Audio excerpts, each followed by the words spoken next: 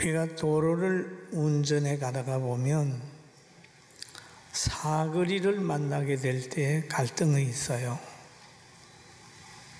어느 길을 선택할까 잠시 머뭇거립니다. 또 내비게이션이 좋다고 그래도 그것도 빨리 안 보면 엉뚱한 대로 막다른 길로도 가게 되고 남의 집에도 들어가게 되고 그러더라고요. 그런 것처럼 우리가 살아가는 가정 속에 생각도 너무 많은 정보를 대하다가 보면 이 말이 옳은지 저 말이 옳은지 분별이 잘 안 될 때가 있습니다. 그리고 신앙생활 하는 것도 보면 어떤 사람은 이렇게 하고 어떤 사람은 저렇게 하는데 무엇이 진짜인지 모르는 거예요. 그래서 수없이 많은 사람들이 방황하고 있는 현실입니다. 그러나 시간이 지나고 나면 선악이 분별이 되는 것들도 있습니다. 그리고 사람들이 조금 유명하다고 생각하면 자꾸 계보가 만들어져요. 교회사 속에 보면 웨슬레 선생님이 얼마나 능력이 있었는지 몰라요. 그러니까 웨슬레 선생님 계보가 만들어졌어요. 또 보다 보면 칼빈 선생님이 또 열심히 하게 되니까 정말 성경을 잘 깨달았어요. 칼빈 선생님 계보가 또 만들어져요. 루터의 계보도 또 만들어져서 교단이 생겨나고 또 서로 간에 잘났다고 최고라고 해서 교단 간에 잘 교류가 안 되는 부분도 있습니다. 교회사에서만 그런 게 아니라 초대교회에서도 보면은 바울을 통하여 역사가 나타나니까 바울을 따르는 사람이 생겨나고 또 아볼로가 성경을 잘 가르치니까 아볼로를 따르는 사람이 생겨났어요. 어떤 사람은 나는 아볼로에게라 나는 바울에게라 그러면서 하나 되지 못하고 있는 부분들이 있습니다. 이럴 때 바울 사도가 말하기를 고린도전서 3장 6절에서 8절에 보면 나는 심었고 아볼로는 물을 주었으되 오직 하나님께서 자라나게 하셨나니 그런즉 심는 이나 물 주는 이는 아무것도 아니로되 오직 자라게 하시는 이는 하나님뿐이니라. 심는 이와 물 주는 이는 한 가지니이다. 각각 자기가 일한 대로 자기의 상을 받으리라. 그렇게 얘기를 했어요. 할렐루야. 그러면 하나님은 그 시대마다 그 사람을 불러서 역할을 맡겨주셨어요. 전도자의 역할, 양육자의 역할, 몸으로 충성하게 하고 지식으로 봉사하게 하고 물질로 헌신하게 하는 거예요. 그 은사를 다 줘요. 이렇게. 그런데 이것을 잘 모르면 늘 은사를 받은 그 사람을 따르다가 예수님을 놓치게 되는 거예요. 그래서 바울 사도는 말하기를 예수님을 따라야 된다 그렇게 얘기를 하는 거예요. 물 주는 이나 심는 이는 아무것도 아니다 그런 얘기입니다. 모두가 물 주는 사람이지도 않고 심는 자가 아니라 역할이 다 달라요. 사역자들은 절대로 자기 중심의 계보를 만들면 안 됩니다. 하나님의 말씀의 사역은 하나님 앞에 그냥 상을 받을 뿐이에요. 과거에 제가 오늘 본문을 선택을 해서 설교를 하는데 이 제목이 잘 안 나오는 본문이에요.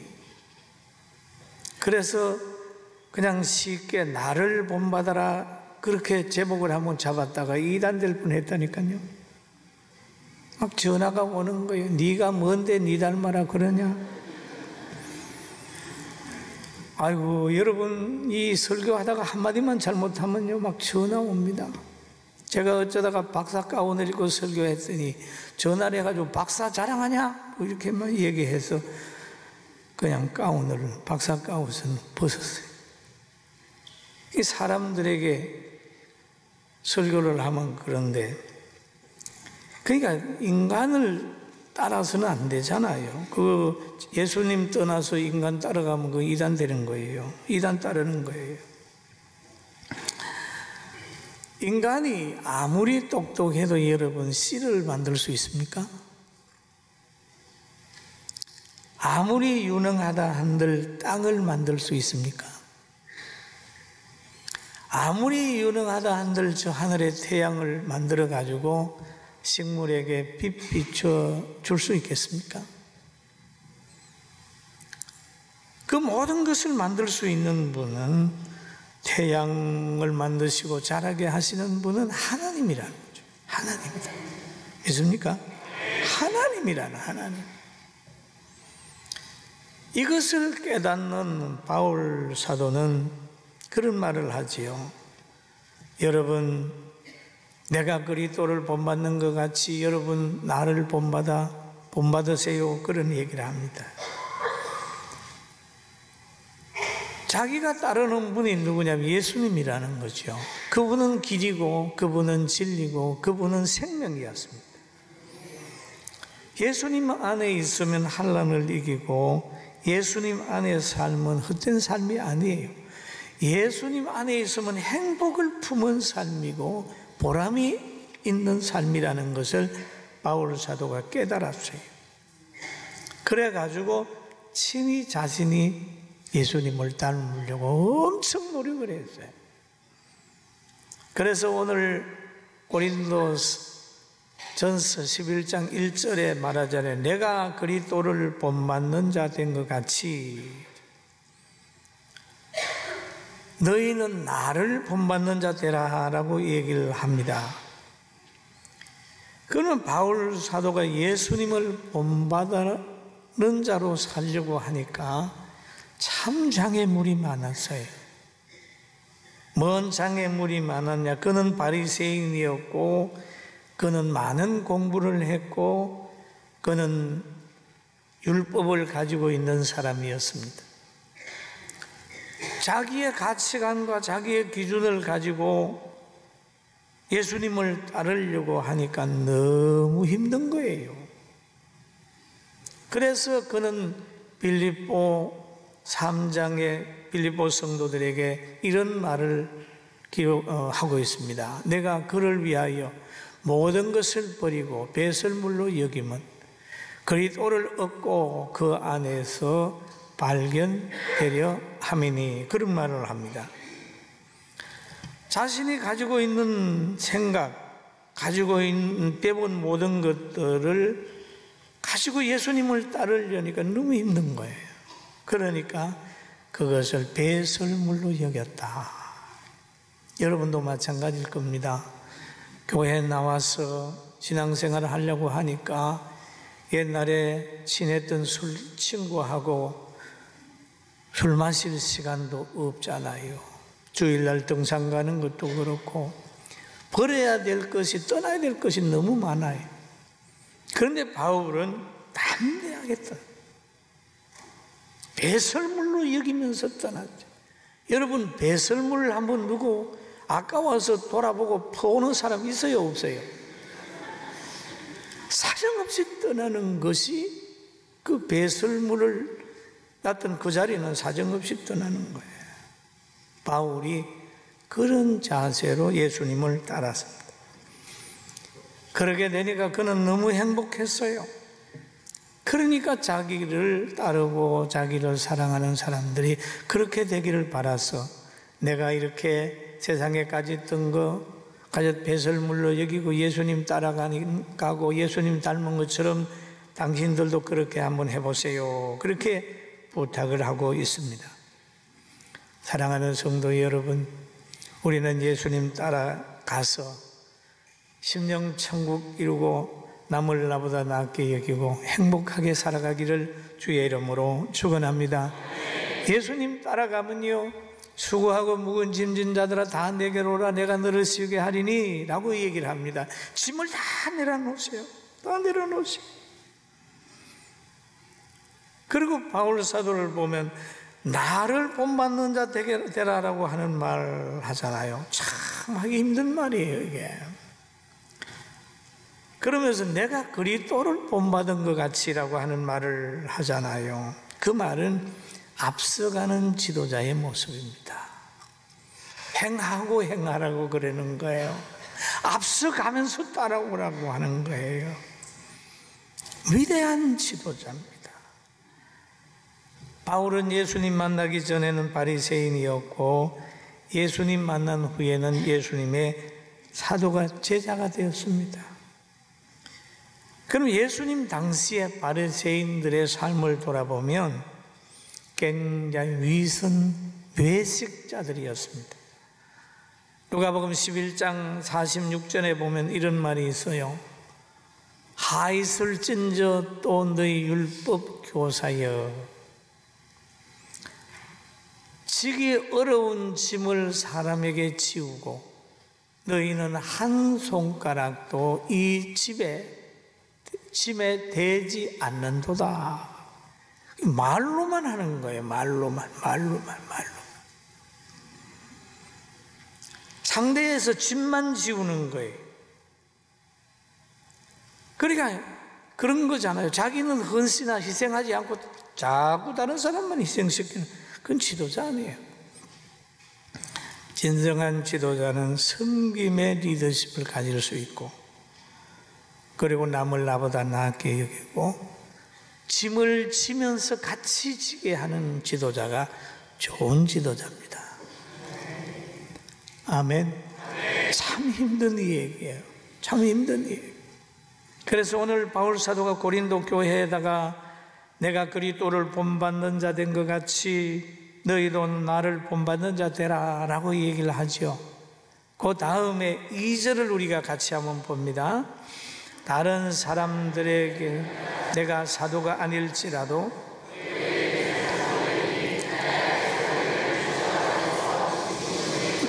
여기에 보면은 내가 2절을 보라고 그랬는데 11장 2절입니다. 11장 2절. 너희가 2절 보면 너희가 모든 일에 나를 기억하고 또 내가 너희에게 전하여 준 대로 그 전통을 너희가 지킴으로 너희를 칭찬하노라.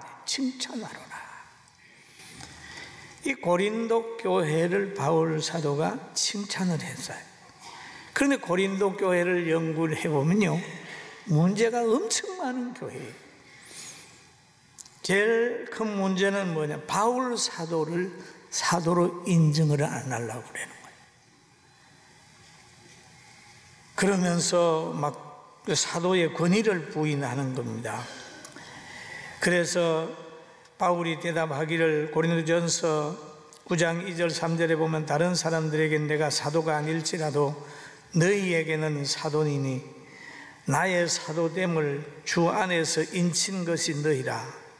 나를 비판하는 자들에게 변명할 것이 이것이니 열매를 드러내는 거예요. 사도들의 권위에 대해서 막 오늘날 이 얘기하면 막 당신은 우리 교회 목사 아니야 뭐 이렇게 얘기를 하잖아요. 그런 식으로 하는데도 바울은 말하기를 아니야. 너희를 보면 내 인친 것이 너희다 라고 얘기를 하고 있습니다. 여러분, 어머니로 인친 것은요, 아기를 낳아서 양육을 하면 어머니로 인친 거예요. 누가 그 사람이 아기 낳아서 키우는데 어머니라고 안 하겠어요? 나타나는 열매죠. 여러분, 좋은 나무로 인정되는 것은 뭡니까? 좋은 열매를 맺었으면 그 나무는 좋은 나무예요. 할렐루야. 이 바울 사도가 전도 여행을 하면서 영적으로 역사가 나타난 걸 보면 하나님이 함께 하기 때문에 그걸 사도라고 말할 수 있는 거죠. 본인이 그런 얘기를 하는 거예요.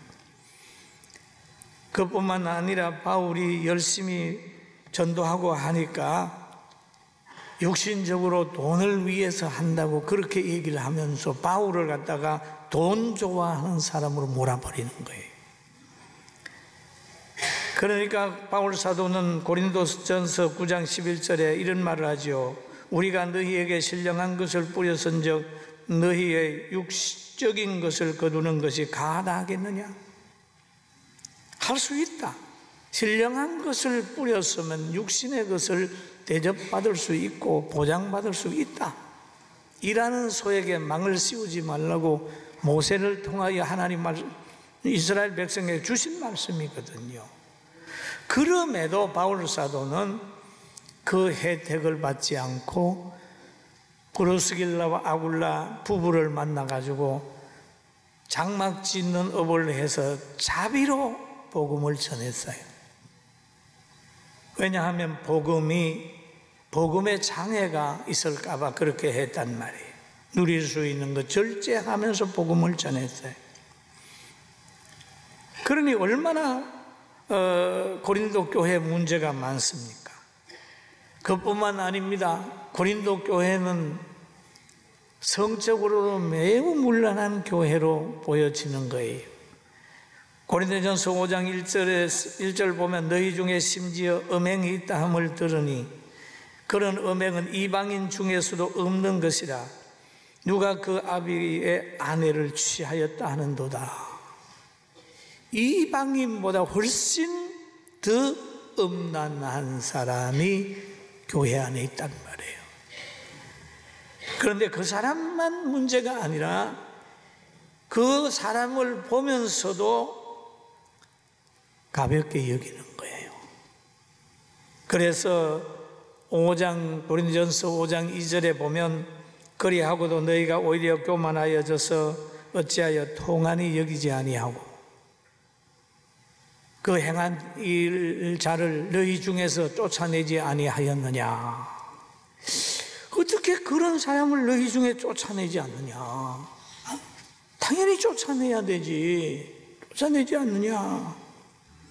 그러면서 하는 말이 이런 자에게는 사탄에게 내어주었으니 이는 육은 멸하고 영은 주 예수의 날에 구원을 받게 하려 함이라 하는 말씀을 하고 있지 않습니까? 여러분, 하나님은 교회를 보호하시기 위해서 선지자와 사도들을 통해서 말씀을 주시고 교회를 더럽히는 사람을 멸해서까지 교회의 거룩성을 유지한다는 사실을 믿게 되길 주의 이름으로 축원합니다.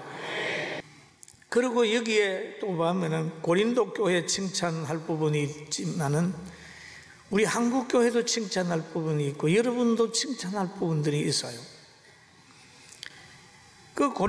바울은 칭찬하면서 3절부터 쭉 이 얘기를 하는 거예요. 남자와 여자에 대한 이야기를 하죠. 여자는 남자를 위해서 지음을 받았다. 창세기에 대한 얘기를 하는 거예요. 남자가 외롭게 지내니까 여자를 갈비뼈 빼가지고 여자를 만들어 남자에게 데려가니까 남자가 뼈 중에 뼈요 살 중에 살이라 그러면 굉장히 사랑했다는 거 있잖아요.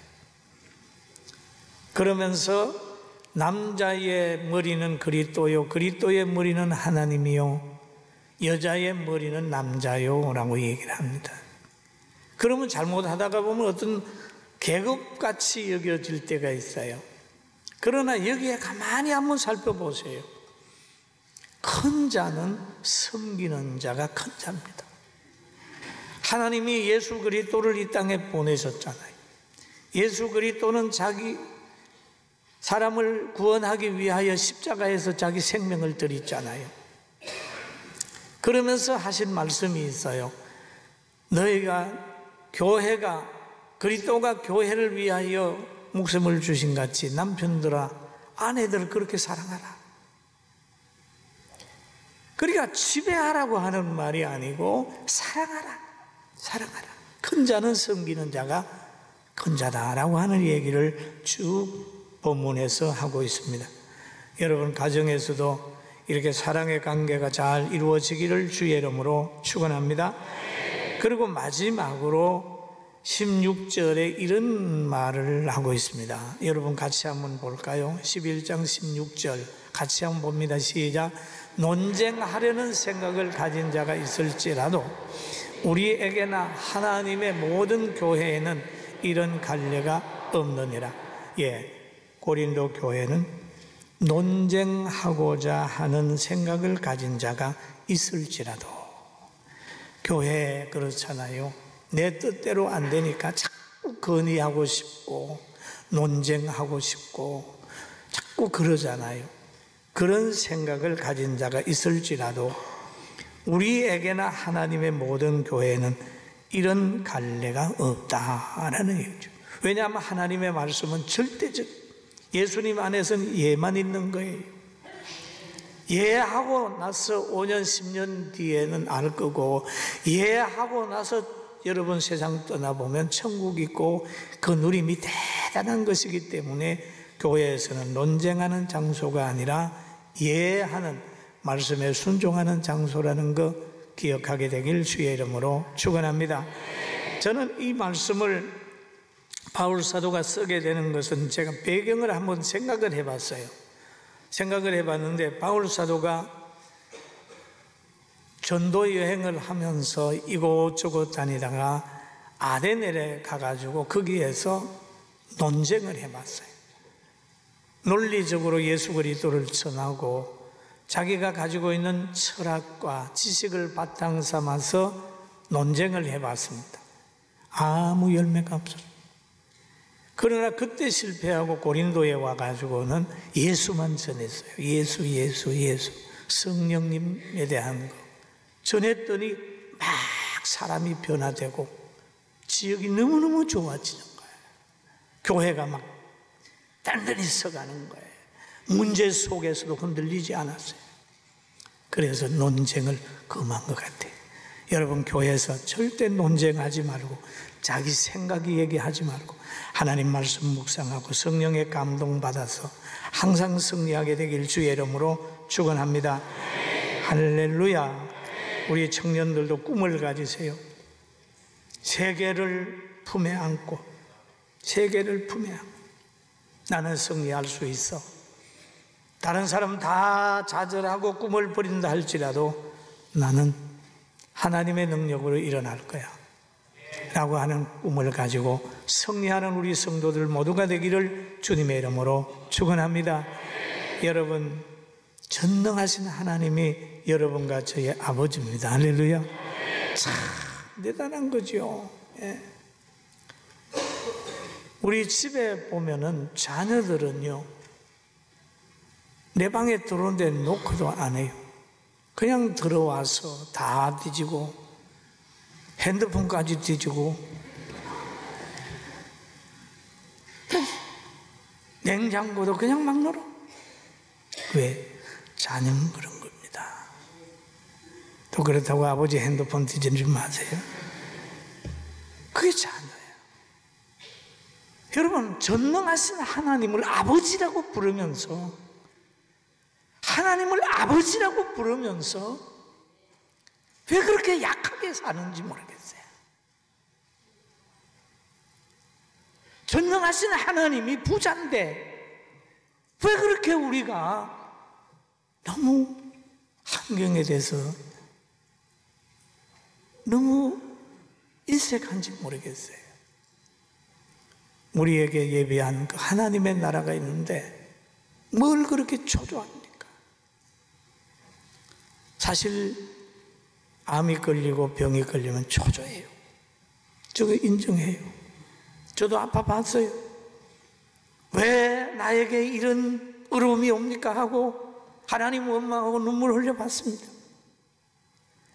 그러나 다시 한번 깊은 기도하면서 하나님 바라보고 우리 대한민국 자유가 유지가 되고 행복한 나라 되도록 갈멜산의 엘리야처럼 간절히 기도하고 환경 보고 좌절하지 말고 주님 보고 힘을 가지시길 주의 이름으로 축원합니다. 아멘. 힘을 가지세요. 아버지가 하나님의 아버지잖아요. 하나님의 아버지인데 아버지 손 붙들고 가다가 조그마한 강아지 한 마리 오는데 겁내고 쩔쩔매면 아버지가 뭐라고? 야, 너 왜 그렇게 겁내냐? 물까 봐요. 내가 있잖아. 여러분, 하나님을 여러분이 아버지라고 부르고 있어요. 할렐루야. 세계를 가슴에 품으시고, 그리고 하나님이 주는 복을 많이 받아 누리게 되기를 주의 이름으로 축원합니다.